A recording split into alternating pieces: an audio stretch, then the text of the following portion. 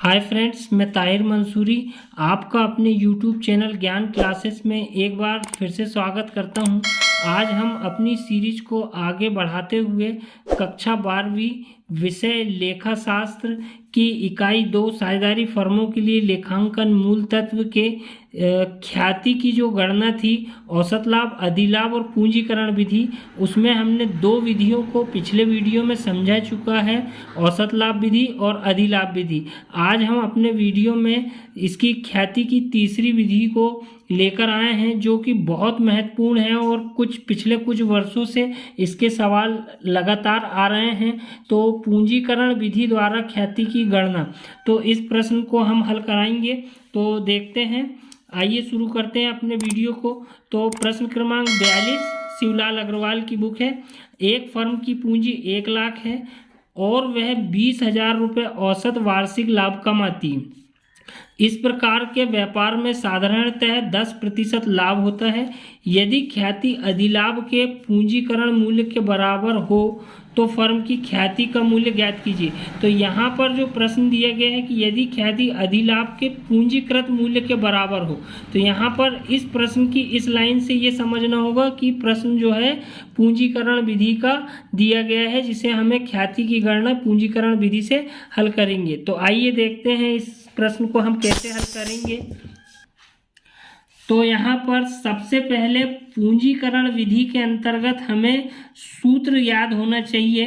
तो पूंजीकरण विधि में जो सूत्र होते हैं वो 2 तरह के होते हैं। एक औसत लाभ विधि से, औसत लाभ द्वारा, औसत लाभ में जो पूंजीकरण का सूत्र है, औसत लाभ गुणित 100 बटे सामान्य ब्याज दर, सामान्य ब्याज दर, ये औसत लाभ विधि से सूत्र है। इसमें एक सूत्र और लगाया जाता है, औसत लाभ का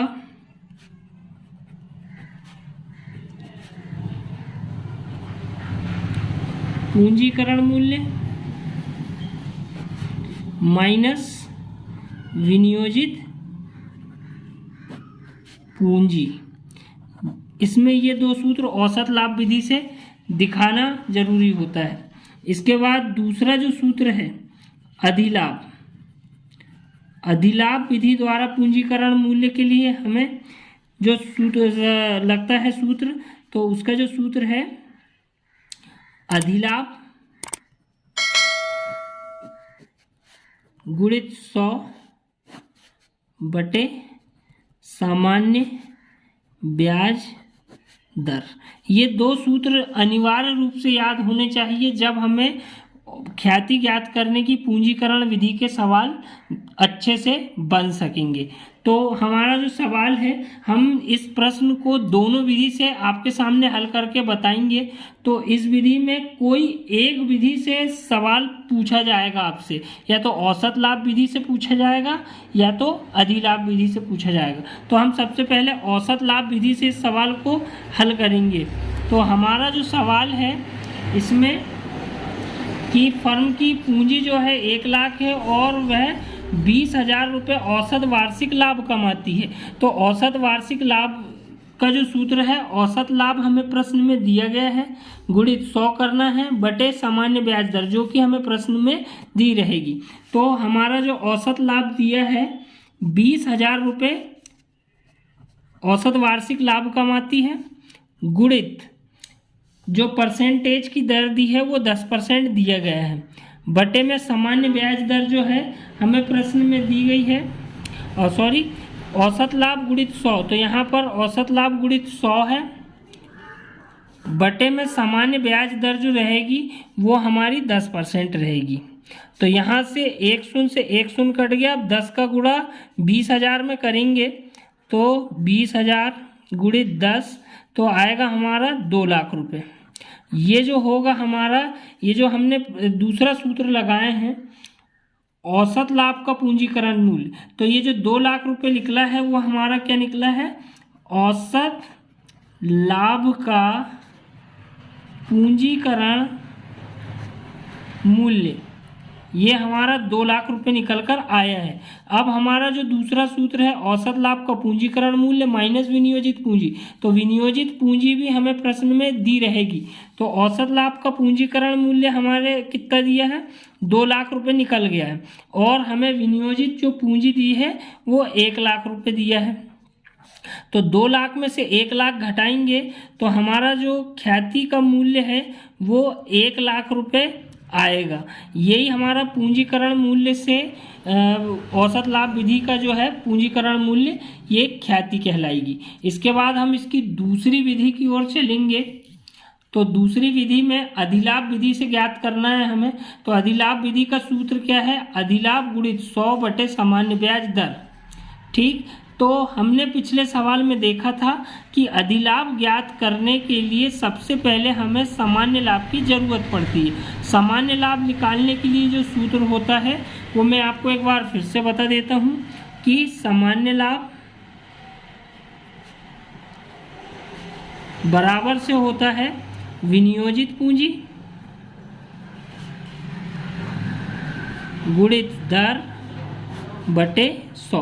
अब हमें विनियोजित पूंजी 1 लाख रुपए दी गई है, गुणित दर भी हमें प्रश्न में 10% दी है, बटे में 100 जो सूत्र का है वो लगाएंगे। 1 शून्य से 1 शून्य और इस शून्य से इस शून्य को काट देंगे। तो हमारा जो सामान्य लाभ निकल कर आया है वो आया है 10,000 रुपये।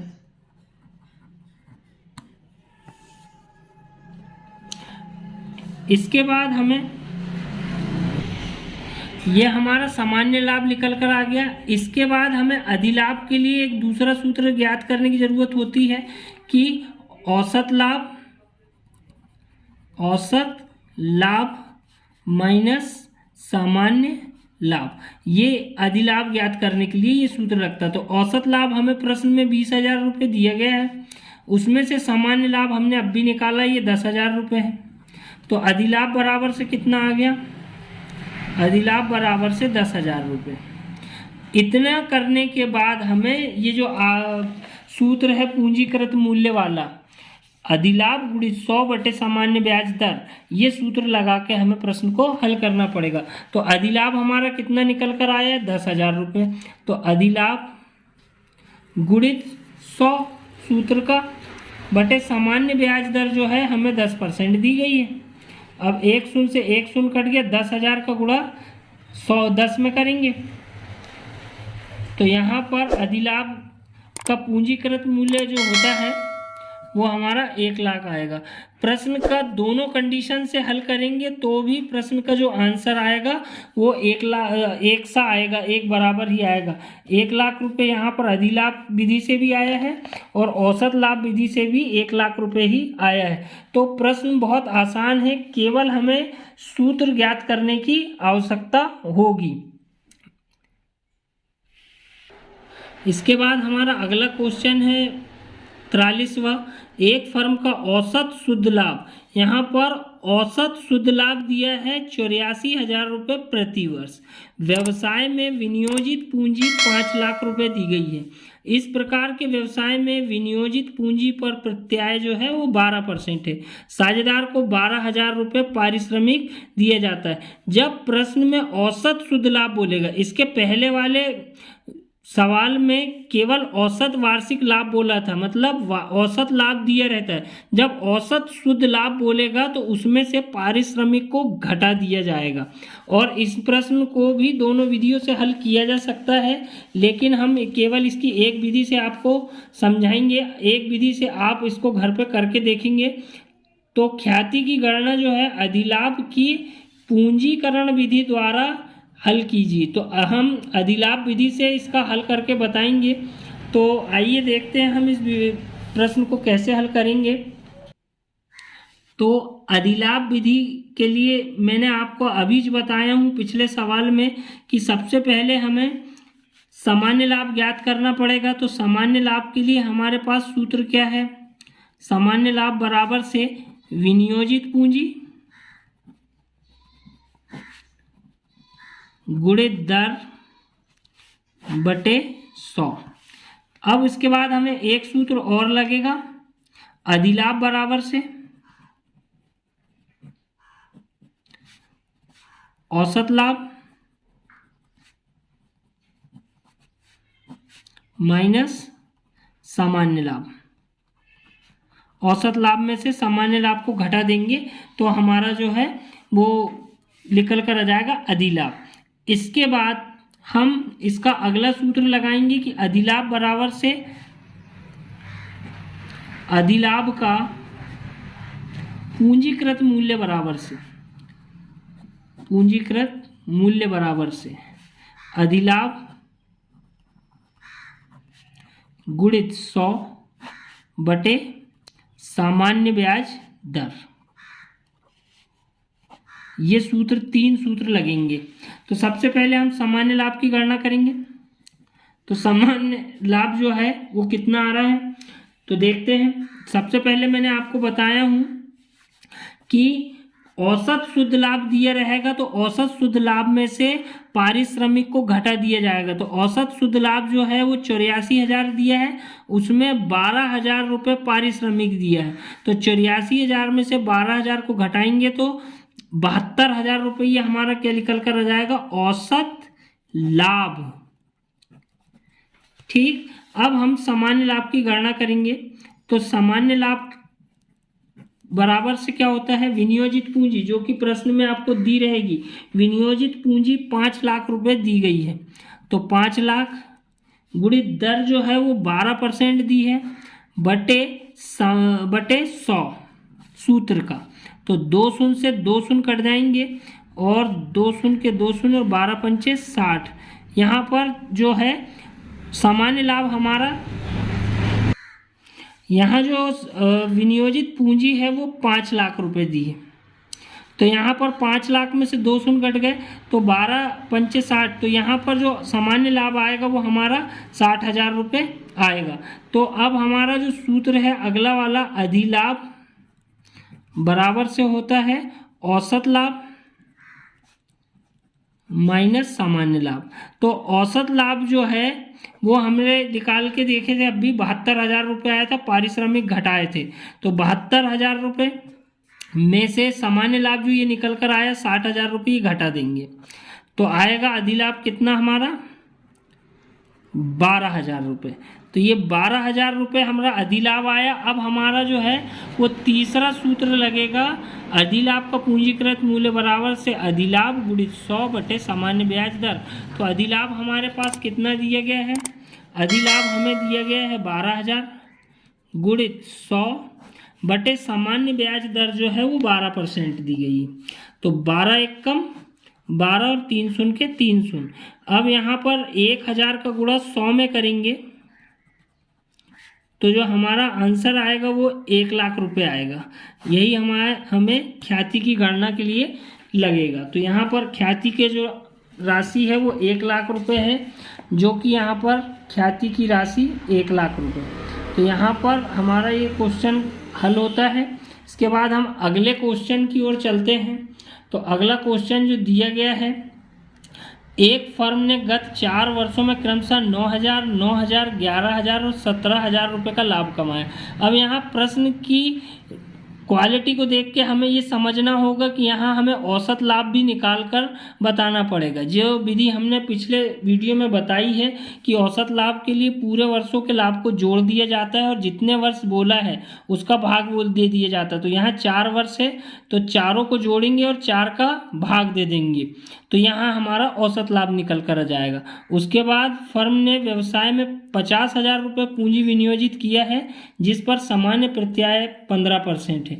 प्रति वर्ष ख्याति की गणना अधिलाभ व औसत लाभ के पूंजीकरण विधि द्वारा कीजिए। तो यहाँ पर जो ख्याति की गणना है औसत लाभ और अधिलाभ दोनों विधियों से निकालकर हमें बताना है। तो देखते हैं हम इस प्रश्न को कैसे हल करेंगे।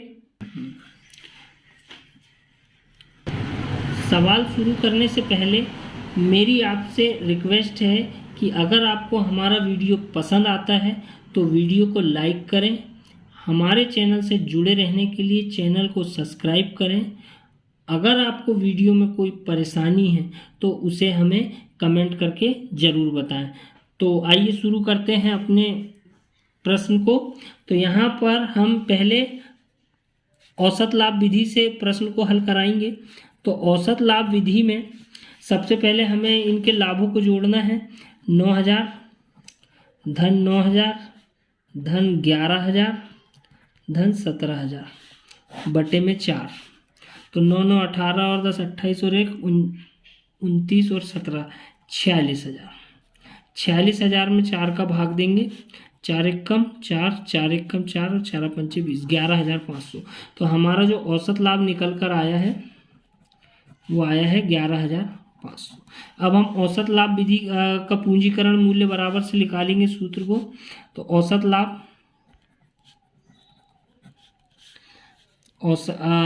लाभ गुणित 100 बटे सामान्य ब्याज दर। सामान्य ब्याज दर तो औसत लाभ हमें दिया गया है 11,500 गुणित 100 बटे सामान्य ब्याज दर 15% दी गई है। तो हम इसे काटेंगे, 5 से काटेंगे तो 5 तिया 15 और 5 बीसम 100। फिर 3 से काटेंगे, 3 तिया 9 बचा 2, उठाएंगे 5, 3 8 24 बचा 1, उठाएंगे ये वाला 0, 3 तिया 9 बचा 1, उठाएंगे ये वाला 0, 3 तिया 9, फिर वो 3.3, तो ये 3,833.333 ये आएगा। अब इसका 20 में गुणा कर दिया जाएगा। तो यहाँ पर 20 से हम गुणा करेंगे तो आएगा 76,666.666, 76,666.666।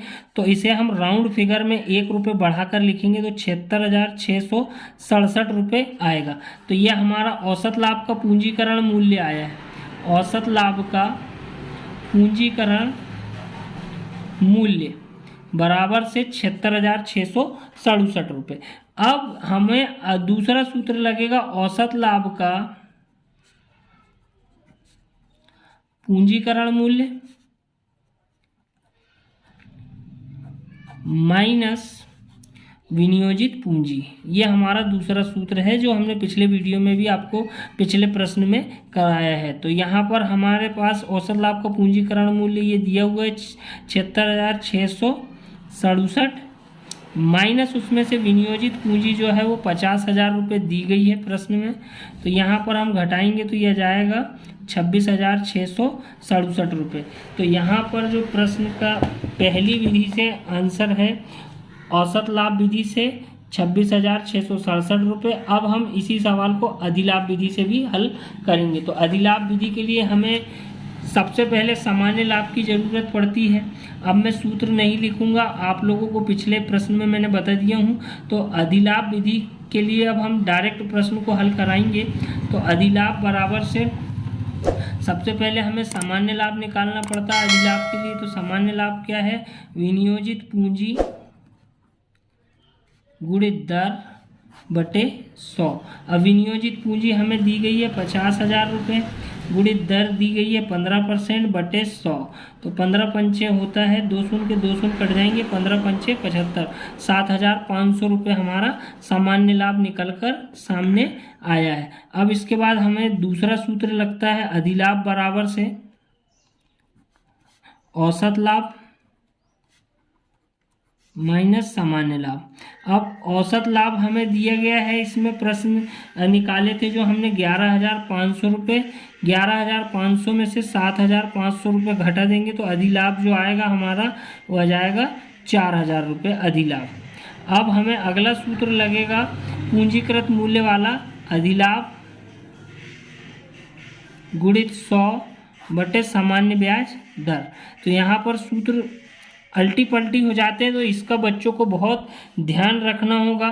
तो अधिलाभ हमें दिया गया है 4,000 गुणित 100 सूत्र का बटे सामान्य ब्याज दर 15%। तो 15 से हम इसे काटेंगे तो 5 से काटेंगे तो 5 तिया 15 और 5 बीसम 100। फिर इसे 3 से काटेंगे तो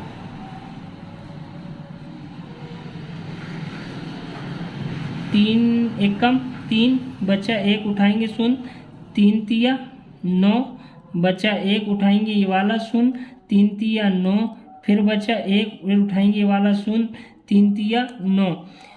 तो यहाँ पर 1333.333 आता रहेगा। तो हम दशमलव के अधिकतम 2 संख्या तक लेंगे और उसका गुणा 20 में कर देंगे। तो ये जो हमारा आंसर आ जाएगा, और 1 शून्य का 1 शून्य ये यहाँ पर जो आएगा वो 13,333.333 आएगा। तो फिर हम उसका 20 में गुणा करेंगे तो वो 26,666.66 आता रहेगा। तो उसे हम राउंड फिगर में 26,667 कहेंगे। तो दोनों विधि से हमारा जो आंसर आएगा वो सेम आएगा। तो यदि वीडियो पसंद आए तो हमारे चैनल को लाइक करें। मिलते हैं अगले नेक्स्ट वीडियो में, तब तक के लिए धन्यवाद।